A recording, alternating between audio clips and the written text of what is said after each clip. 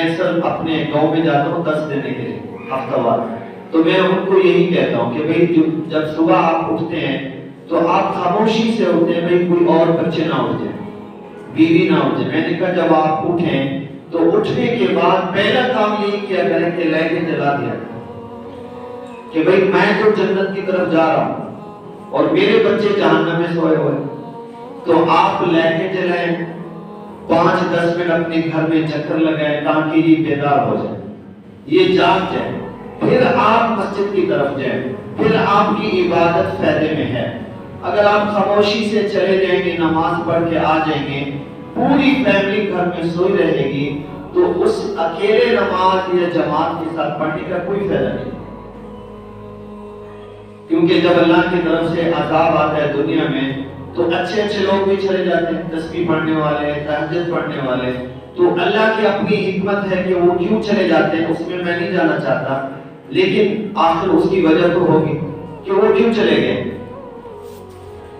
لازمی بات ہے کہ وہ خود تو عبادت کرتے ہیں لیکن اپنے بچوں کا، اپنی فیملی کا، اپنے رشتہ دار و اقارب کی فکر نہیں کرتے، خود نماز پڑھ کے آ جاتے ہیں۔ تو میں نے کہا صبح دیہات میں، میں نے کہا صبح آپ کوئی نعت لگا دیا کریں، تلاوت نہ لگایا کریں، کیونکہ قرآن کا سننا واجب ہے۔ تو انسان پاکی میں ہے، ناپاکی میں ہے، تو اس سے بہتر ہے کوئی نعت لگا دیا کریں، دیہات میں تو اجازت ہے۔ تو خیر اس سے بڑا فائدہ ہوا ہے کہ وہ کہتے ہیں بچے اٹھ جاتے ہیں، کوئی نماز پڑھ لیتا ہے، کوئی نہیں پڑھتا، لیکن ایسا ایسا ماحول بن رہا ہے۔ تو آپ سے بھی یہی درخواست ہے کہ بھائی صبح جب نماز کے لیے آئیں تو اپنے بچوں کو اچھے طریقے سے بیدار کر کے، بھلے آپ 5 منٹ پہلے آ جائیں، یہ بہتر ہے۔ اگر آپ آدھا گھنٹہ پہلے آ جائیں گے، یہاں آ کے صرف تسبیح پڑھیں گے